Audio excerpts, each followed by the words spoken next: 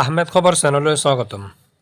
বহু ছাত্ৰ ছাত্ৰীৰ প্ৰশ্ন আছিলে যে এইবাৰ অৰ্থাৎ 2023ত হাই ছেকেণ্ডেৰী পাছ কৰা ষ্টুডেণ্টছবোৰক স্কুটি প্ৰদান কৰিবনে, আৰু যদি কৰে কিমান পাৰ্চেণ্টেজ থকা ছাত্ৰ ছাত্ৰীক এইবাৰ প্ৰদান কৰিব আৰু কেতিয়াৰ পৰা বিতৰণ কৰিব, তাৰ এপ্লাই প্ৰচেছ কেনেধৰণৰ হ'ব। আজি এই সকলো তথ্যৰ বিষয়ে আলোচনা কৰিম।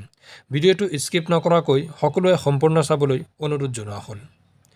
প্ৰথমে আমি চাওঁ স্কুটি প্ৰদান কৰাৰ বাবে অসমৰ বাজেট ভাষণ 2023-24লৈ।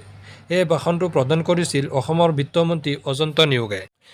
এই ভাষণৰ 5 নম্বৰ পইণ্টত উল্লেখ আছে যে উচ্চতৰ মাধ্যমিক পৰীক্ষাত প্ৰথম বিভাগত উত্তীৰ্ণ হোৱা মেধাৱী ল'ৰা ছোৱালীলৈ স্কুটি প্ৰদান, অৰ্থাৎ এই বছৰ হাই ছেকেণ্ডেৰীত উত্তীৰ্ণ হোৱা মেধাৱী ছাত্ৰ ছাত্ৰীক অসম চৰকাৰে স্কুটি প্ৰদান কৰিব।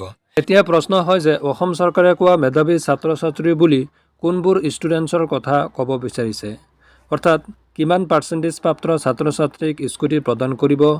এই বিষয়ে জানিব হ'লে আমি চাব লাগিব যোৱা বছৰৰ অৰ্থাৎ 2022 বৰ্ষৰ স্কুটি প্ৰদান কৰা চাৰ্টলৈ।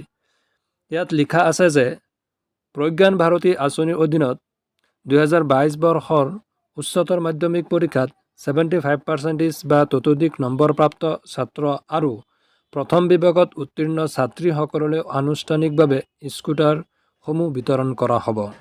আমি ইয়াৰ পৰা জানিব পাৰিছোঁ যে ল'ৰাৰ ক্ষেত্ৰত 75% হ'ব লাগিব আৰু ছোৱালীৰ ক্ষেত্ৰত 60% হ'ব লাগিব। The Assam Pragyan Bharati scooty scheme 2023 apply online choice of scooty.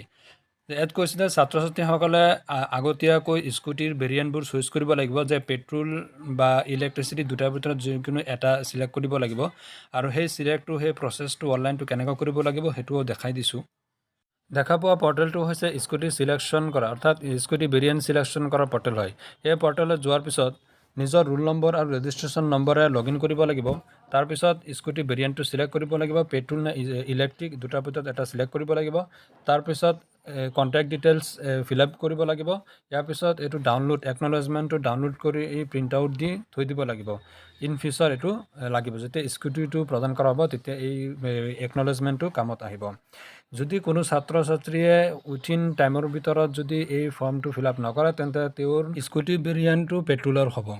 Pragyan Bharati scooty scheme বৰ্তমানলৈকে ষ্টাৰ্ট হোৱা নাই যদিও কিছুদিনৰ ভিতৰত হ'ব পাৰে বুলি আশা কৰিব পাৰি।